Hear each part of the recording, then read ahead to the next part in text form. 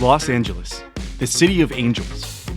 Sprawling across America's most populous county, its roots stretch back centuries, before Jamestown was ever even a whisper. From sun-baked deserts to mountain peaks, this is a land of dreams and endless possibility. The story of Los Angeles is woven with triumph and conflict. Where native tribes once thrived, empires rose and fell, leaving echoes in the very heart of the metropolis.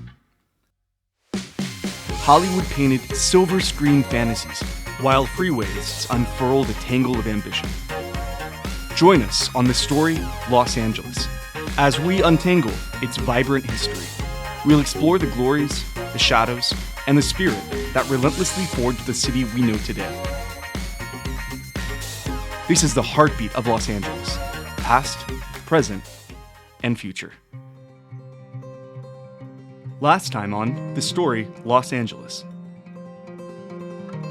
Racial tensions rise, culminating in a massacre of 19 Chinese residents among Tong violence.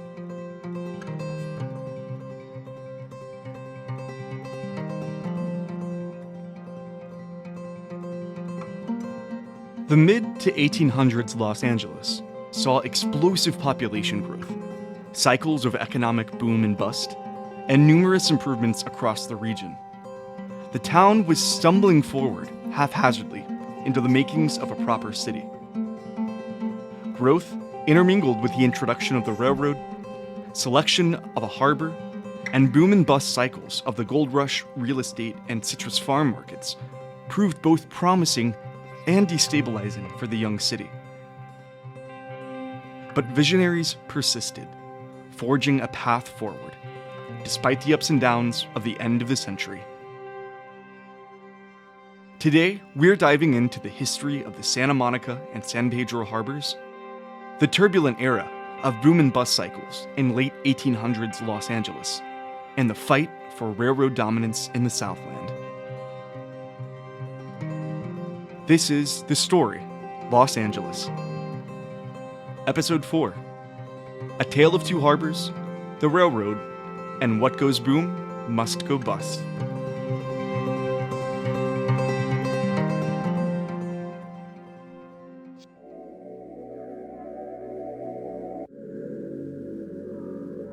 Part 1. A Tale of Two Harbors.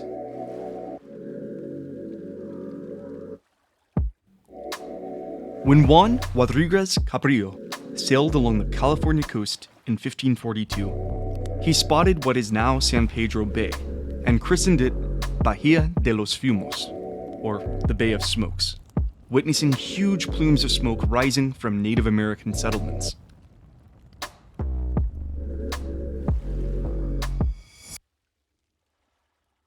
Over 2 centuries later, Gaspar de Portola led a land expedition from Spain to colonize what was Alta California, opening the door to establishing missions and pueblos along the Camino Real. Portola's group briefly considered the future Santa Monica area for a harbor due to its fertile land and reliable springs. But development never came to pass, leaving Santa Monica untouched for decades. It may be easy to take the massive size of the Port of Los Angeles and Long Beach for granted, but before 1900, its fate hung in the balance.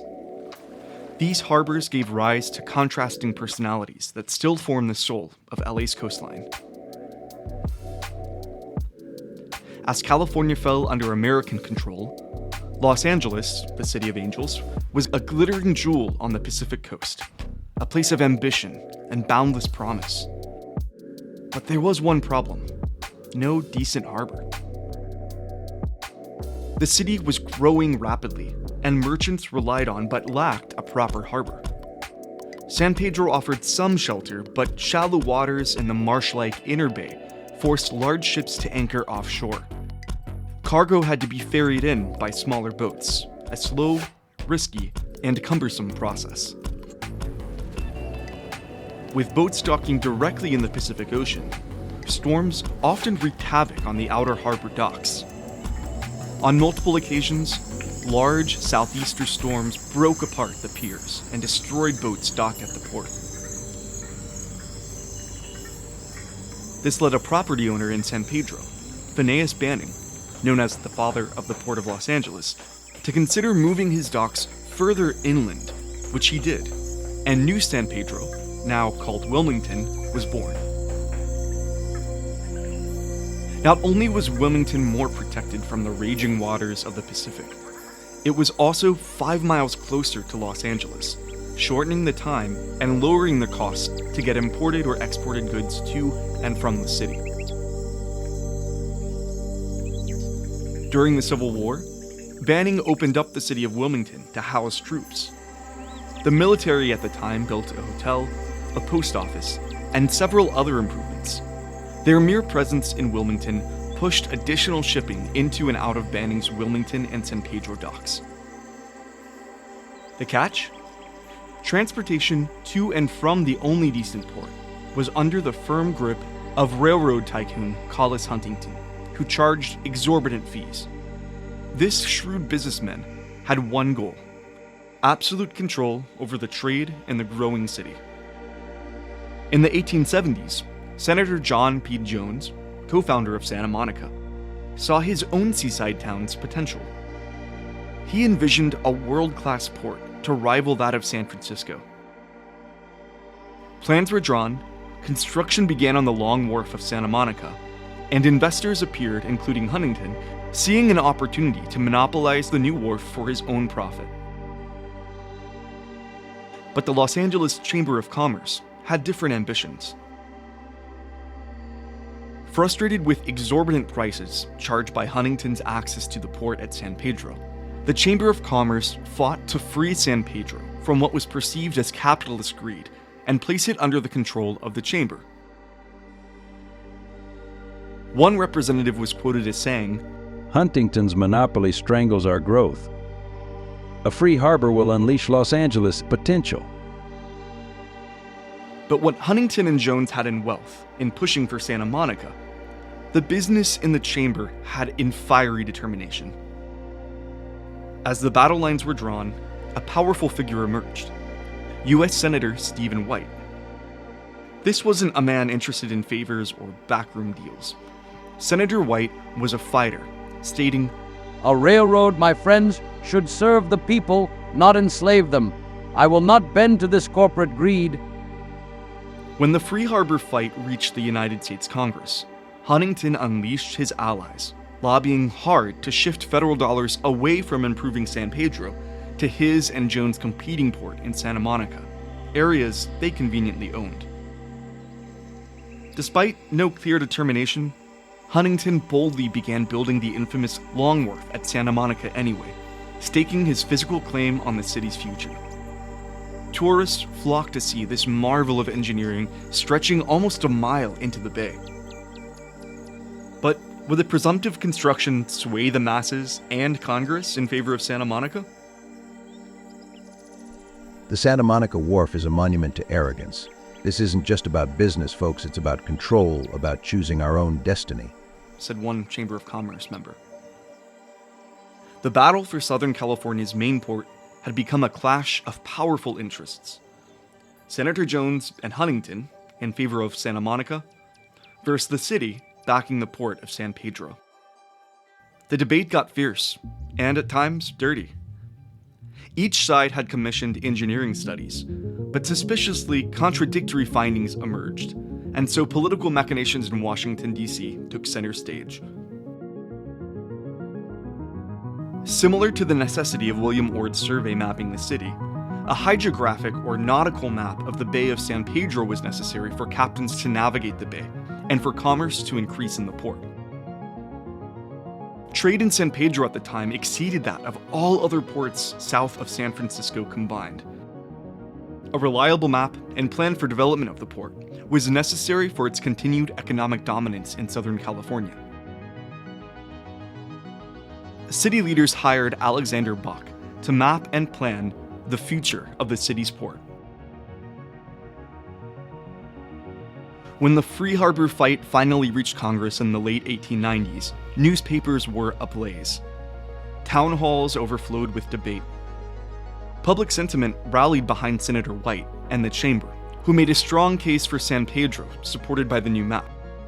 Huntington had overplayed his hand. A crucial Senate vote approached in the U.S. Congress. White delivered a rousing speech, painting Huntington as a villain choking the lifeblood of Los Angeles, and the U.S. Senate was stunned. Finally, Senator White pulled off a brilliant last-minute maneuver. A cunning amendment forcing Huntington to establish a fixed price to use a Santa Monica harbor. Huntington could no longer monopolize the port of Santa Monica any more than San Pedro. But an independent panel of experts delivered the final blow, choosing San Pedro as the great port of Los Angeles due to its naturally protected bay. And work began dredging the mudflats and salt marshes to deepen the inner harbor channels. For Santa Monica and Huntington, the loss of the harbor was a turning point. It could no longer be the mighty shipping hub Senator Jones originally envisioned, but ironically, this allowed for its eventual emergence as a leisure, recreation, and tourist destination. The federal backing for San Pedro meant massive funding for dredging and creating the breakwater we know today. San Pedro transformed into one of the busiest ports in the world, forming the core of what ultimately became the Port of Los Angeles.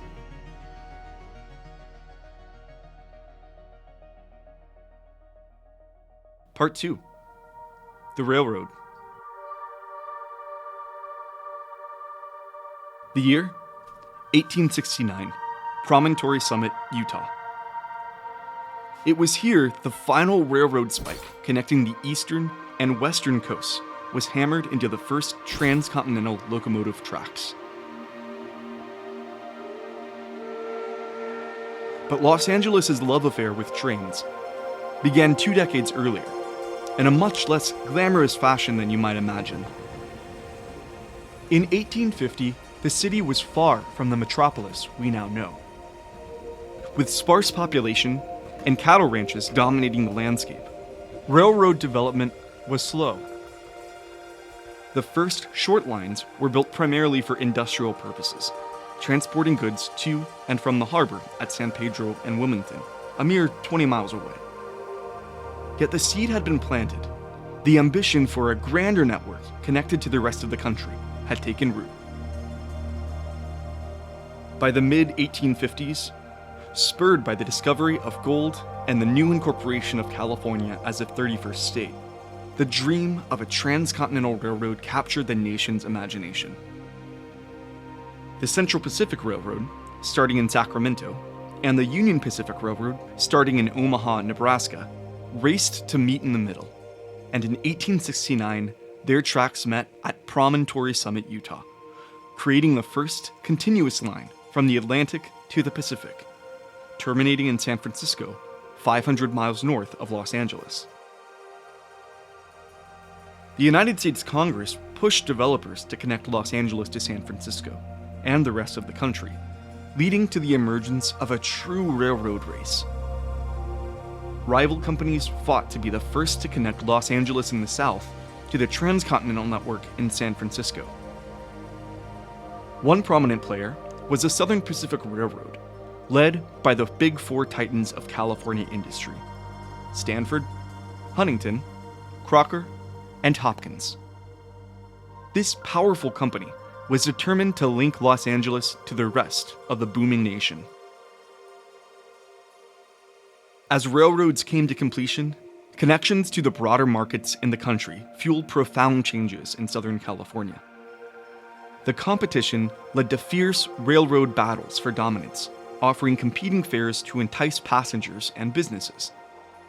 At one point, the price of a ticket to Los Angeles plummeted from a steep $125 at the time to just $15, opening up the city's economy to a broader and more diverse population of settlers.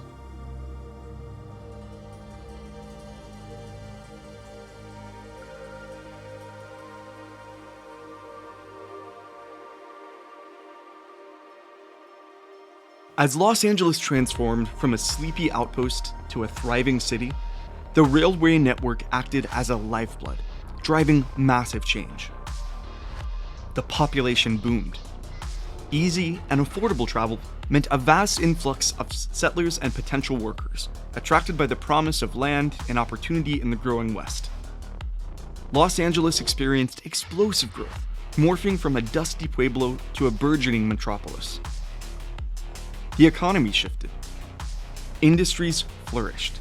Agriculture moved beyond mere sustenance, as fruits and vegetables could now be swiftly shipped to far-off markets. The harbor grew larger, welcoming not just goods, but new cultures and diversity. And the landscape transformed. The iron rails forced city planners to grapple with its evolving footprint. Streets were paved. Public transportation emerged to connect various neighborhoods with the main rails.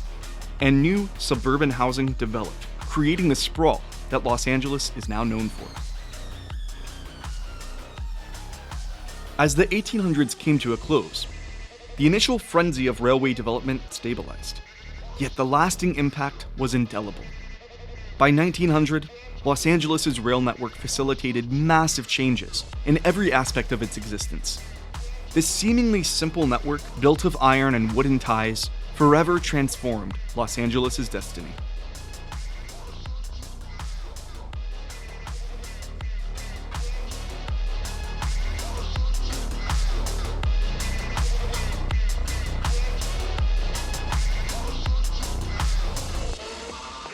Part 3. What goes boom must go bust.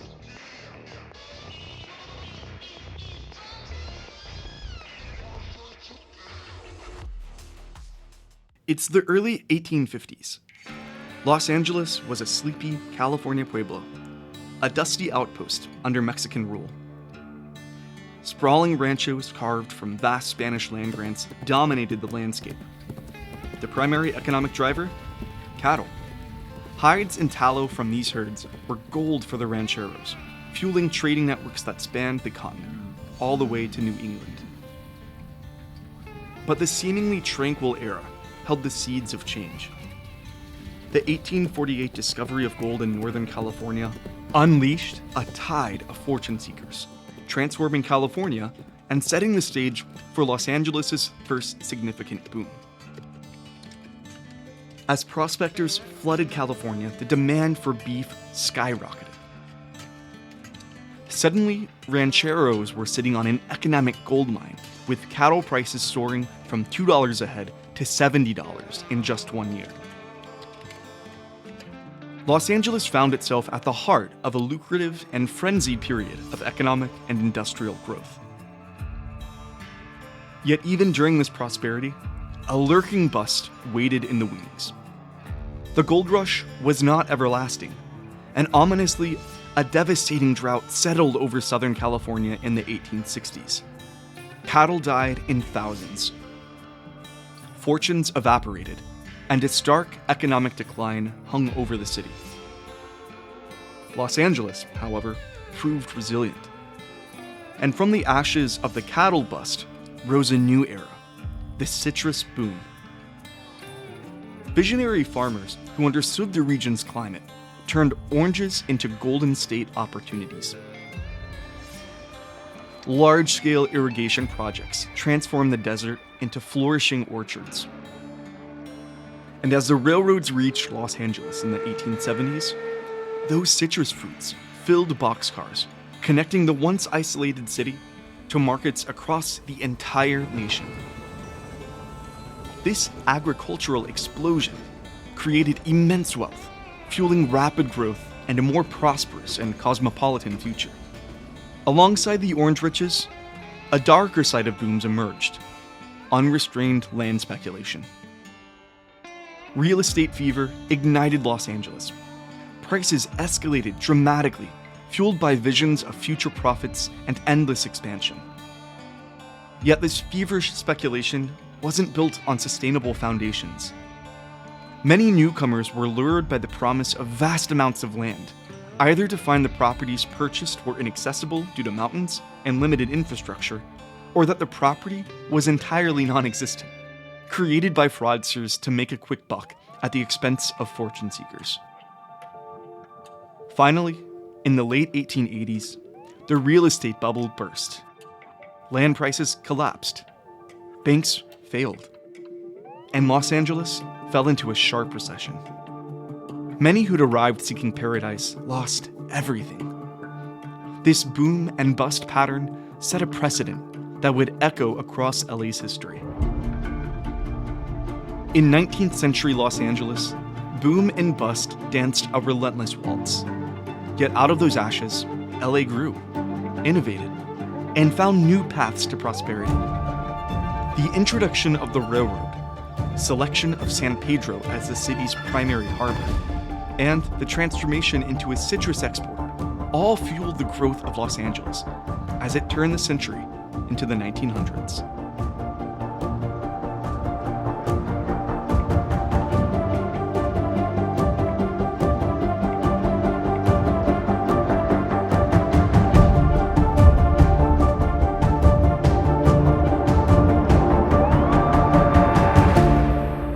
Next time on The Story, Los Angeles. The discovery of oil creates another economic boom, while Huntington builds his real estate and electric rail empire.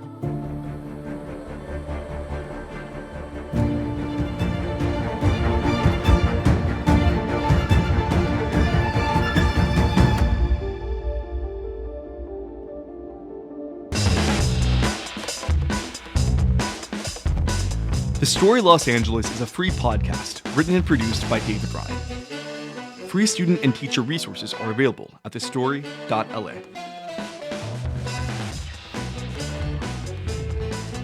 Hey there, listener. If you love this episode of The Story, subscribing or donating is the best way to help us keep uncovering the past.